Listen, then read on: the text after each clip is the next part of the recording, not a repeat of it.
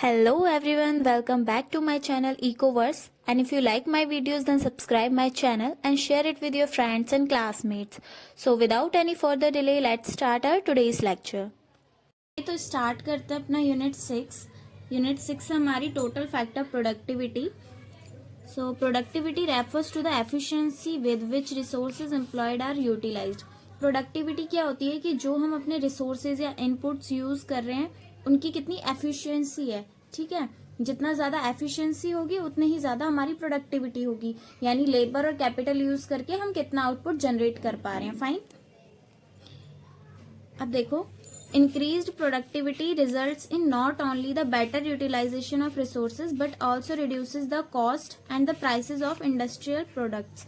So increased productivity का मतलब सिर्फ यही नहीं होता है कि आप अपने इनपुट्स को कितना अच्छे से यूज कर पा रहे हो, बल्कि आप कितनी कॉस्ट को रिड्यूस कर पा रहे हो ये भी आपकी प्रोडक्टिविटी के ही अंदर आता है. मतलब कि अगर मैं एक लेबर लगा के पहले 2 इनपुट प्रोड्यूस कर रही थी और अब मैं 3 कर रही हूँ, तो सिर्फ यही नहीं आता प्रोडक्टिविटी में, अब बल्कि मैं कम लेबर में ज्यादा प्रोड्यूस कर पा रही हूँ, ये भी मेरा प्रोडक्टिविटी के ही अंदर आता है. Fine.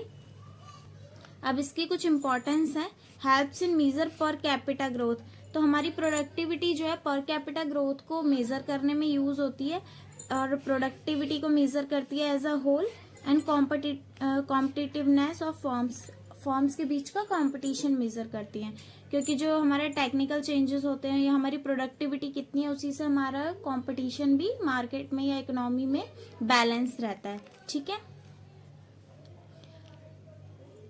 The factor that leads to higher productivity of input and thereby higher, तो ये TFP का मतलब है यहाँ पे total factor productivity growth are. तो जो फैक्टर्स हैं हमारे हायर प्रोडक्टिविटी इनपुट्स को कैसे लीड करते हैं, मतलब कौन सी चीज है जो इफेक्ट करती हैं. सो इसमें हमारे आता है टेक्नोलॉजिकल इम्प्रूवमेंट, कि हमारी टेक्नोलॉजी में कितना इम्प्रूवमेंट हुआ है. इम्प्रूवमेंट इन एफिशिएंसी, हमारी एफिशिएंसी कितनी इंक्रीज हुई है, यानी उतने ही इनपुट से हम कितना जनरेट कर पा रहे हैं या कितनी कॉस्ट को रिड्यूस कर पा रहे हैं. Increased education of labour, labour की एजुकेशन कितनी इंक्रीज हुई है, क्योंकि अगर हमारी लेबर की एफिशिएंसी बढ़ेगी, उनकी एजुकेशन बढ़ेगी, उनकी ट्रेनिंग बढ़ेगी, तो भी वो हमारा इफेक्ट करेगी हायर प्रोडक्टिविटी को. एंड लास्ट है मेरा improvement in the quality of labour due to training etcetera. अब हम उनको ज्यादा ट्रेन करेंगे, पहले से ज्यादा उनकी एफिशिएंसी इंक्रीज होगी, तो हमारी क्वालिटी भी इम्प्रूव होगी. फाइन. अब देखो, total factor productivity formularized in second quarter of 20th century. यानी ये जो हमारा टॉपिक है टोटल फैक्टर प्रोडक्टिविटी का, ये कब फॉर्मुलाइज हुआ था, यानी कब चलन में आया था, कब ये फॉर्मल हुआ था लोगों के बीच में, इंट्रोड्यूस कह सकते हो. ये हुआ था second quarter of 20th century, यानी कि 1925 से लेके 1950 के बीच में. ठीक है. Decide labour force and capital technical progress that leads to increase in production. तो हमारी जो टोटल प्रोडक्टिविटी इंक्रीज होती है वो सिर्फ लेबर या कैपिटल की वजह से नहीं होती है, बल्कि उसमें जो टेक्निकल प्रोग्रेस होता है वो भी मेजर रोल प्ले करता है, यानी कि जो हमारी टेक्नोलॉजी एडवांसमेंट है. ठीक है. यूनिट 5 में हमने देखा था कि हमारे लेबर और कैपिटल के साथ साथ टेक्नोलॉजी भी मेजर रोल प्ले करती है हमारी प्रोडक्टिविटी को इंक्रीज करने में. अब आता है हमारा प्रोडक्शन फंक्शन. तो हमने वहां पे देखा था प्रोडक्शन फंक्शन क्या है. टोटल फैक्टर प्रोडक्टिविटी को यहाँ पे इग्नोर करें तो क्या होता था मेरा y is equals to function of labour and capital. Output depend करता है मेरा लेबर पे एंड कैपिटल पे. लेकिन जब मैं यहाँ पे अपना कंसीडर करती हूँ टोटल फैक्टर प्रोडक्टिविटी को, तो मैं क्या करूंगी, यहाँ पे ए बी यूज करूंगी. ए मेरा डिनोट कर रहा है कि कितनी प्रोडक्टिविटी है हमारी. ठीक है. After a particular point marginal productivity of labour and marginal productivity of capital जो है एक पॉइंट के बाद हमारी कम होने लगती है. It starts diminishing. जैसे जैसे मान लो मेरे पास एक मशीन है, जैसे जैसे मैं उस मशीन पे अपनी लेबर को बढ़ाती जाऊंगी, क्या होगा, मेरी मशीन से जो पहले आउटपुट जनरेट हो रहा था वो अब कम होना शुरू हो जाएगा, क्योंकि मैंने क्या कर दिया, उसका ओवर यूटिलाइजेशन कर दिया है. तो इसीलिए ताकि उसको स्टेबल कर सकें अपनी आउटपुट को, प्रोडक्टिविटी को, हम क्या करते हैं उसमें टेक्नोलॉजी यूज करते रहते हैं. ऐसे होता है ना कि मशीन पुरानी होती जाती है तो हम उसको बीच बीच में रिपेयर कराते हैं, कुछ न्यू टेक्नोलॉजीज यूज करते हैं. वैसे ही विच डिक्रीज द, मतलब कि यहाँ पे क्या होगा, मार्जिनल प्रोडक्टिविटी जो हमारी लेबर कैपिटल की रिड्यूस होती रहती है टाइम टू टाइम, सो उसको स्टेबल करने के लिए हम क्या करते हैं, मतलब हाँ, उसको स्टेबल करने के लिए हम क्या करते हैं, टेक्निकल प्रोग्रेस का यूज करते हैं। क्योंकि एक टाइम के बाद जब हमारी मार्जिनल प्रोडक्टिविटी डिक्रीज होती है तो वो डिक्रीज होगी तो हमारी प्रोडक्टिविटी भी डिक्रीज होगी। सो स्टेबल ग्रोथ के लिए मैं क्या करूंगी, टेक्नोलॉजिकल इंप्रूवमेंट करूंगी, जिससे क्या होगा, बैलेंस हो जाएगी हमारी ग्रोथ या आउटपुट। अब आते हैं factor affecting total factor productivity.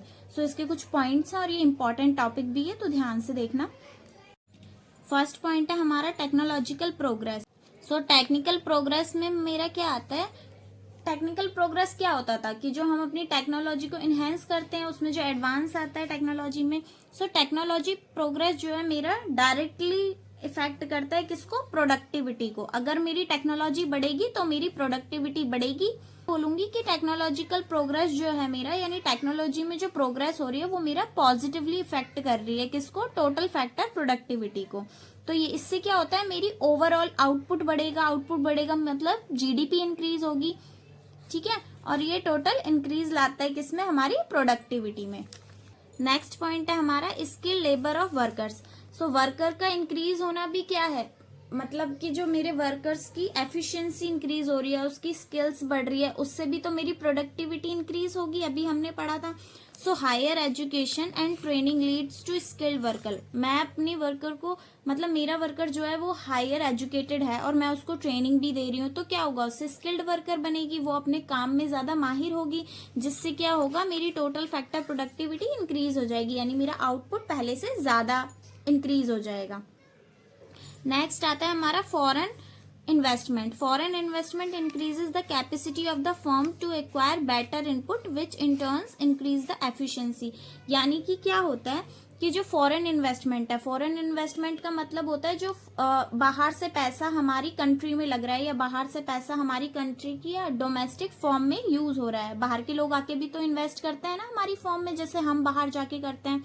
सो वही जो फॉरेन इन्वेस्टमेंट मेरी फॉर्म में मान लो कि पैसे लगा रही है, तो मेरे पास तो इनपुट इंक्रीज होगा उससे। अब मैं पहले से ज्यादा इनपुट ले पाऊंगी और पहले से ज्यादा प्रोडक्टिविटी कर पाऊंगी। तो ऐसे ही जो मेरा फॉरेन इन्वेस्टमेंट होता है वो डायरेक्टली इफेक्ट करता है टोटल फैक्टर प्रोडक्टिविटी को। So foreign investment in a country would increase total factor productivity, और ये हेल्प करती है हमारी टोटल प्रोडक्टिविटी को इंक्रीज करने में, ठीक है। इसीलिए गवर्नमेंट क्या करती है, टाइम टू टाइम उनको अट्रैक्ट करती रहती है किसी न किसी तरीके से। फर्म्स भी क्या करती हैं, इंटरेस्ट ऊपर नीचे करती हैं ताकि बाहर के लोग आए, पैसा इन्वेस्ट करें, है ना। फोर्थ आता है हमारा natural calamities. So natural calamities क्या होता है कि बाढ़ आ गई, अर्थक्वेक आ गया, कहीं आग लग गई, तो ये सारी चीजें हमारी क्या होती हैं, डिक्रीज कर देती हैं आउटपुट को। आउटपुट हमारा डिक्रीज होगा, नेगेटिव इफेक्ट डालेगा हमारी इकोनॉमी पे, और हमारी टोटल फैक्टर प्रोडक्टिविटी डिक्रीज हो जाएगी। और ये मेजरली कहाँ होता है, जो हमारी एग्रीकल्चर बेस्ड इकोनॉमी होती है, यानी जो इकोनॉमी डेवलपिंग कंट्रीज होती हैं, जैसे कि जहाँ पे इकोनॉमी जो है हमारी मेजरली किस पे डिपेंड करती है, एग्रीकल्चर पे, तो वहां पे ऐसी चीजें आती हैं तो क्या होता है, इफेक्ट होता है, आउटपुट इतना नहीं आ पाता, तो वहां की इकोनॉमी जो है डिक्रीज होने लगती है, टोटल फैक्टर प्रोडक्टिविटी हमारी कम हो जाती है वहां पे, ठीक है। नेक्स्ट हमारा आता है लेवल ऑफ कॉम्पिटिशन, ठीक है। Increasing competition will increase the quality of output at reasonable price. So जैसे जैसे कंपटीशन बढ़ता है, आपने देखा होगा फर्म्स क्या करती हैं, अपनी क्वालिटी को इंक्रीज करती हैं, प्राइस कम करती हैं, ताकि वो ज्यादा से ज्यादा कस्टमर को अट्रैक्ट कर सकें। सो इससे क्या होता है कि कस्टमर को भी रीजनेबल प्राइस मिल जाते हैं, उसको ज्यादा महंगा नहीं लगता है product. So a country with high competitive market have a higher total factor productivity than others. तो जो भी ज्यादा कॉम्पिटिटिव मार्केट होती है, जहाँ पे कंपटीशन ज्यादा होता है, वहीं पे टोटल फैक्टर प्रोडक्टिविटी ज्यादा होती है, क्योंकि फिर वहां पे वो ज्यादा प्रोडक्ट बनाते हैं रीजनेबल, क्योंकि आप जितना ज्यादा बनाओगे उतनी आपकी कॉस्ट कम लगेगी, और कंपटीशन है तो आपको कम प्राइस पे ही बेचना पड़ेगा, वरना आपके कस्टमर क्या होंगे, दूसरे प्रोडक्ट की तरफ शिफ्ट हो जाएंगे। फाइन। नेक्स्ट आता है हमारा पॉलिटिकल स्टेबिलिटी। पॉलिटिकल स्टेबिलिटी क्या होती है, जहाँ पे गवर्नमेंट स्टेबल होती है, ठीक है। कोई रूल आ गया तो ऐसा नहीं है कि दूसरी गवर्नमेंट आके उसको एकदम से बदल देगी, वरना क्या होता है कि फॉरेन जो फॉरेन इन्वेस्टर्स होते हैं वो ऐसी कंट्रीज में पैसा लगाना पसंद नहीं करते जहां की गवर्नमेंट इनस्टेबल हो, कि ऐसा नहीं है कि अभी बीजेपी है उसने कोई पॉलिसी ला दी और कांग्रेस आई तो उसने चेंज कर दी, ऐसा नहीं होना चाहिए। स्टेबल पॉलिटिकल कंट्री होनी चाहिए, यानी कि हमारे रूल्स रेगुलेशन ऐसे नहीं है बार बार चेंज हो रहे हैं, ठीक है। सो stable political country attracts the investor, जो भी स्टेबल पॉलिटिकल कंट्री होती है वो इन्वेस्टर्स को अट्रैक्ट करती हैं, जिससे क्या होता है हमारी टोटल प्रोडक्टिविटी जो है इकोनॉमी की इंक्रीज हो जाती है। Corruption instability leads to decrease in output, अगर करप्शन ज्यादा है, पार्टीज बार बार चेंज हो रही हैं, मतलब कि कोई भी किसी को हटा दे रहा है पार्टी से, पॉलिसीज चेंज कर दे रहे हैं, तो ऐसी जगह पे इन्वेस्टर्स अट्रैक्ट नहीं होते, पैसा नहीं लगाते, आउटपुट भी डिक्रीज होता है और हमारी टोटल फैक्टर प्रोडक्टिविटी भी ओवरऑल डिक्रीज हो जाती है। फाइन।